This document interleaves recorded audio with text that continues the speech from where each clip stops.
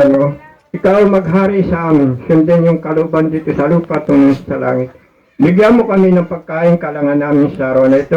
Patawarin mo kami sa aming mga kasalanan tulad ng aming pagpapatawad sa mga nagkasala sa amin.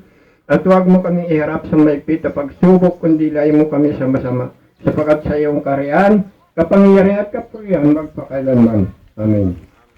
Sa ngalan ng Ama, ng Anak, ng Diyos Cristo. Amen. Po, kain na po tayo.